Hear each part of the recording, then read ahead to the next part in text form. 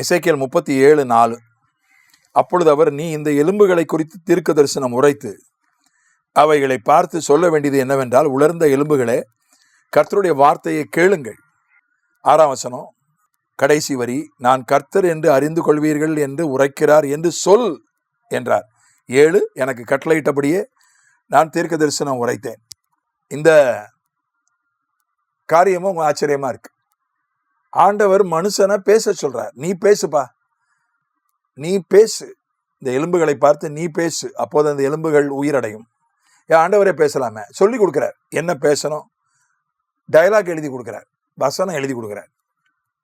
அவைகளை பார்த்து சொல்ல வேண்டியது என்னவென்றால், 4ஆம் வசனம், உலர்ந்த எலும்புகளை கர்த்தருடைய வார்த்தையை கேளுங்கள். கர்த்தராய் ஆண்டவர் இந்த எலும்புகளை நோக்கி, இதோ நான் உங்களுக்குள் ஆவியை பிரவேசிக்க பண்ணுவேன், அப்பொழுது உயிரடைவீர்கள். நான் உங்கள் மேல் நரம்புகளை சேர்த்து உங்கள் மேல் மாம்சத்தை உண்டாக்கி உங்களை தோலினால் மூடி உங்களில் ஆவியை கட்டளையிடுவேன். அப்பொழுது நீங்கள் உயிரடைந்து நான் கர்த்தர் என்று அறிந்து கொள்வீர்கள் என்று உரைக்கிறார் என்று சொல் என்றார். என்ன சொல்லணும்னு வேற சொல்லி கொடுக்கிறார். ஏன் அவரே சொல்லிட்டு போலாமே. வெளிச்சம் உண்டாக கடவுது முதல் பக்கத்துல, பைபிளினுடைய முதல் பக்கத்துல, ஆதியில வெளிச்சம் உண்டாக கடவுது என்றார், வெளிச்சம் உண்டாயிற்று. அவர் தானே பேசினாரு. அதே மாதிரி சொல்லிட்டு ஆண்டவரே சொல்லிட்டு போக வேண்டியதானே. ஏன் டயலாக் எழுதி அதை இவனுக்கு சொல்லி கொடுத்து இவன் ஏன் சொல்லணும்? சில விஷயங்களை நாம் தான் சொல்லணும், சில விஷயங்களை ஆண்டவர் தான் சொல்லணும், சில விஷயங்களை நாம் தான் சொல்லணும். எடுத்துக்காட்டா திருமண ஆராதனை. திருமண ஆராதனையில நானும் ஒரு திருமண பதிவாளர் தான். 35 ஆண்டுகளாக திருமணங்களை நடத்தி வைத்துக் கொண்டிருக்கிறேன். சொல்லதான் சில பாரம்பரிய சபைகளில் இப்போ கையில் கொடுத்துட்றாங்க, டைப் பண்ணி கையில் அந்த உறுதிமொழியை கொடுத்துட்றாங்க. அதை பார்த்து அவங்க படிக்கிறாங்க. ஆனால் எனக்கு தெரிந்து மிக பெரும்பாலான சபைகளில் 90%, ஒரு இடத்துல மட்டும்தான் அப்படி பார்த்தேன் நான். கையில் டைப் பண்ணி கொடுத்தாங்க, படித்தாங்க அவங்க. 99% நான் அறிந்த வரைக்கும் திருமணம் நடத்தி வைக்கிற போதகர் உறுதிமொழியை சொல்ல மணமகனும் மணமகளும் திரும்ப சொல்கிறாங்க. அதே மாதிரி தான் அது. அவங்க சொன்னாதான் அது உறுதிமொழி, அவங்க சொன்னாதான் அது திருமணம் என்கிற ஒரு விஷயம் நிறைவேறுகிறது. அது திருமண பதிவாளர் சொல்லக்கூடாது. சில கேள்விகள் கேட்பாரு, ஆம் இல்லை ஆமுன்னு சொல்லுவாங்க. சில உறுதிமொழிகளை இவர் சொல்ல அவங்க திரும்ப சொல்லணும். ஒரு பதவி பிரமாணம் செய்கிறாங்க, கவர்னர் சொல்ல முதல்வர் மந்திரி திரும்ப சொல்றாங்க.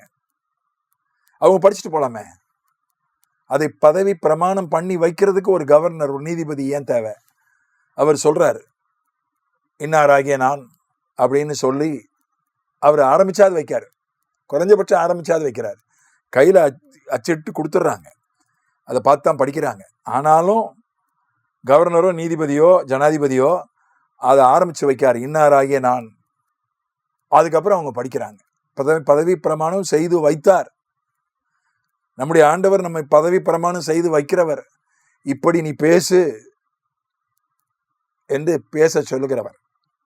அதனால சில காரியங்களை நாம் தான் பேசணும். நான் சொன்னேன், ஆதியாகமம் 1ஆம் அதிகாரத்தில் அவர் தான் பேசினார், வெளிச்சம் உண்டாக கடவுது என்றார், வெளிச்சம் உண்டாயிற்று.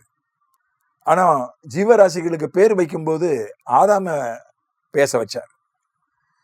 ஜீவராசிகளை எண்ணுனா லட்சக்கணக்கில் அது வருது, பட்டியலிட்ட லட்சக்கணக்கில் வருது. அவன் எத்தனை வருஷம் பேசினான்னு தெரியல. லட்சக்கணக்கான தரைவாழ் உயிரினங்கள் என்று எடுத்துக்கிட்டா ஆயிரக்கணக்கில் வருது. தண்ணீரில் வாழுகிறவை அது லட்சக்கணக்கில் வருது. சரி, தண்ணீரில் வாழுகிறத கூட விட்டுருவோம், தரையில் வாழுகிற ஜீவராசிகள் ஆயிரக்கணக்கில் இருக்கு. ஆயிரக்கணக்கான பேர் வைக்கணும். அது ஒரே நாளில் வச்சிருப்பானா எனக்கு தெரியல. ஒரு பிள்ளைக்கு பேர் வைக்கிறதுக்கே நம்ம யோசிக்கிறோம், இப்படி வைக்கலாமா அப்படி வைக்கலாமா. ஆனால் நான் ஒரு ஊருடைய பேரை இன்னைக்கு பார்த்தேன், குளம் கரையான படி. ஊர் பேர் குளம் கரையான படி. எப்படி இந்த பேர் வந்திருக்கும்னு யோசிச்சு பார்த்தேன். அந்த பெரிய குளம் இருக்கு, ஒரு 10 ஊருக்கு 5-6 ஊருக்கு சேர்ந்து ஒரு பெரிய குளம் இருக்கு. அங்கே ஒரு படிக்கட்டு இருந்திருக்கணும். அந்த படிக்கட்டு கொஞ்சம் எப்பவுமே அழுக்கா கரையா இருந்திருக்கணும். அதனால குளம் கரையான படி அப்படின்னு பேர் வந்திருக்கணும் அப்படின்னு நான் யோசிச்சுக்கிட்டேன். எப்படிலாம் பேர் வைக்கிறாங்க பாருங்க.